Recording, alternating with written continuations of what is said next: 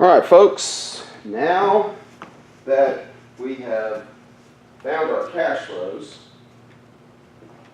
we are going to spend our time deriving a discount rate and then a multiple that we will use to value the cash flows. What should we pay for our cash flows?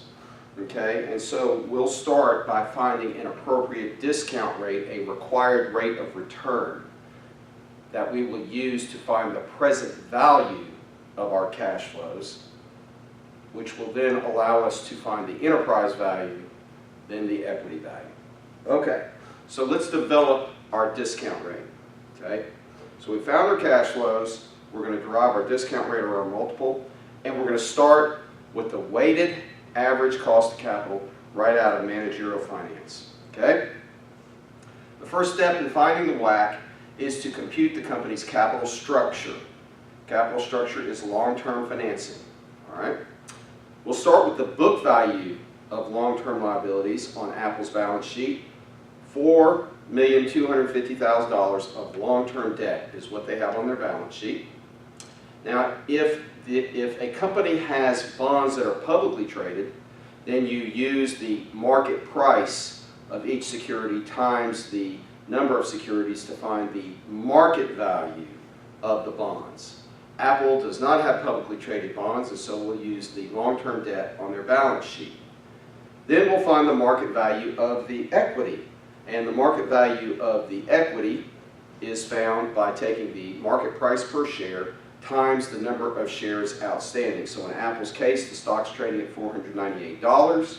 There are 939 shares outstanding, so we come up with a total market value of the equity of $467,622. So we now have the value of their equity and the value of their debt. Let's add them together and we'll get the value of their capital, their total capital. So we'll take the $4,250,000 plus the $467,622, and we find that the total market value of their capital is $4,717,622. We then divide the market value of each security into the total market value to find what percentage of their capital is debt, what percentage of their capital is equity. And we find that we divide $4.25 million into 4.7 million, and we find that 90% of their capital is debt. That leaves 10% as equity. So now we have the percentages of capital. Now we must find the cost of each source of capital. All right? So let's find the cost of debt, the cost of equity. So the cost of debt, where do we find that? Well, we can go to the income statement and we can take interest expense divided by the average debt that's on their balance sheet. Okay?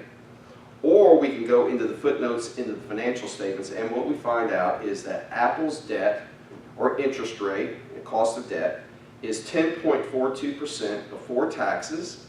Because we can deduct the interest, we'll have to find the after-tax rate. So we're going to multiply the pre-tax rate of 10.42% times 1 minus the tax rate, and we get 8.23%. That is the cost, the after-tax cost of their debt. Let's now find the cost of their equity, and we'll use the CAPM and we'll use the Gordon models, two models that we learned in managerial finance to find the cost of equity. So with the CAPM, we look at the risk-free rate plus the beta times the expected return of the market minus the risk-free rate. The risk-free rate is 1%. That's what we're going to use. That's the short-term treasury bill rate. The beta is 1.3, which means that Apple is 30% more volatile than the overall market. The expected return for the market, 10%. That's the average long-term rate of return for the stock market minus the risk-free rate. Putting this all together, we find a cost of equity of 12.7%. We then use the Gordon model. In the Gordon model, K, the required rate of return, which is that, K, is equal to next year's dividend divided by the current price plus G. So I am going to tell you now, D1 over PO is otherwise known as the dividend yield. So Apple has a dividend yield of 4% plus a long-term growth rate that we mentioned earlier of 7.5%. Therefore, when you add these two things up, you get 11.5%. So we have our CAPM cost of equity, and we have our Gordon cost of equity. Let's average them together. We'll add them together and divide by 2, and we come up with 12.1%. That is our cost of equity. Cost of equity. All right. Okay, to get the WACC, we have to multiply each source of capital by the cost of each source of capital. Okay? So let's, and then we sum them. So in our example, the long-term debt is 90%. The cost of long-term debt is 8.23%. The weighted cost of capital of debt, 7.41%. This times this equals that. 10% of the capital is equity at a cost of 12.1%. 10% times 12.1, 1.21% is the weighted cost of equity. Add these two things together and we get 8.62%, and that is our weighted average cost of capital, and that is the discount rate that we will use to find the present value of our cash flows. Okay? Okay. So we'll use this WACC to find the present value. Before we can... All right. So before we can find the total value of the company, there's one cash flow that we have to derive, okay? And that is the terminal value, one last cash flow. We're going to have to make an assumption, a big assumption. And the assumption is to find that terminal value that we sell the company or stock at the end of the last year of fast growth. That is an assumption that we have to make. Okay? The problem is we cannot reasonably forecast cash flows into the distant future. Okay? There's only so far we can go. And so we're going to have to rely on assumptions about the future growth rate of cash flow. And Wall Street typically uses 5 basic assumptions, cash flow assumptions, to derive the terminal value. The first assumption is supernormal growth or fast growth. The second is some level of constant growth, the same growth rate each year. And then the third assumption is no growth. The fourth assumption is when we pair up supernormal growth, fast growth for a certain period of time, which then slows down to constant growth, and then supernormal growth, which then slows down to no growth at all. So these are the assumptions that Wall Street will usually employ in order to determine a terminal value.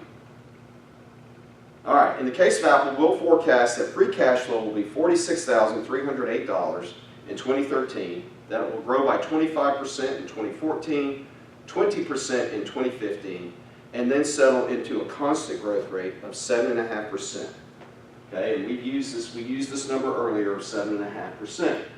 So where did these numbers come from? These are estimates that I'm using.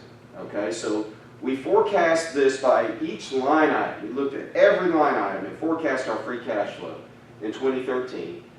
Then we're going to simplify this process by using one number, 25% for 2014 and 20% in 2015 for the growth of free cash flow. And then we're going to assume a constant growth rate of 7.5%, constant growth rate of free cash flow of 7.5% thereafter. So let us use these numbers to forecast our free cash flows. So here's our free cash flow in 2013 times our 2014 growth rate. So we expect free cash flow of $57,885 in 2014. Free cash flow in 2015 will be $57,885, our 2014 number, times our growth rate in 2015 of 20%. So this is what we expect in 2015. Now we have to find our terminal value because 2015 is the last year of fast growth. From this point, growth will slow down to 7.5%. Okay? So we're going to find what we'll get for our stock at the end of 2015. We'll find free cash flow 1 year ahead. So we'll find our 2016 cash flow in this case, and we'll divide that by our discount rate less our expected long-term growth rate. All right, so we're going to take 2015 free cash flow times the long-term growth rate, and then divide this amount by our discount rate minus our long-term growth rate. And we come up with $6,667,112.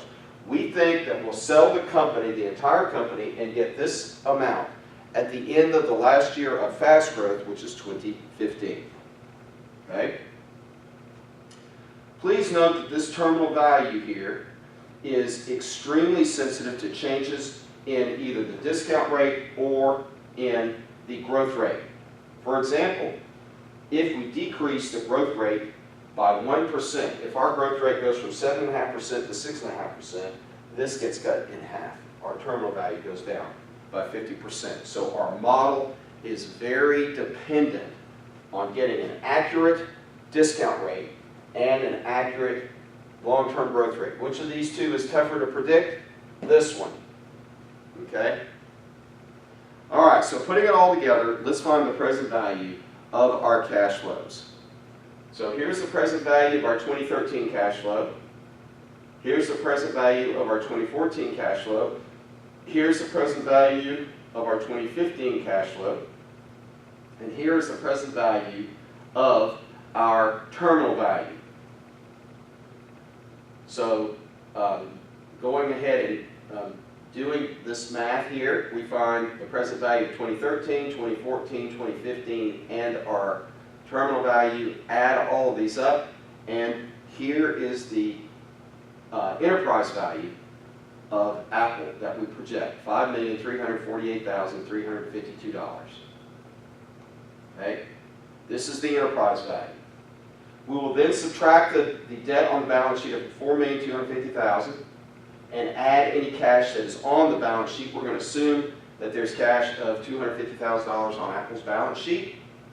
So we take our enterprise value, subtract out our long-term debt, add our cash, and we come up with an equity value of $1,123,352. We then divide this number by the number of shares outstanding, and we'll get equity per share. So we take this number, divide it by 939 shares, and we get $1,196.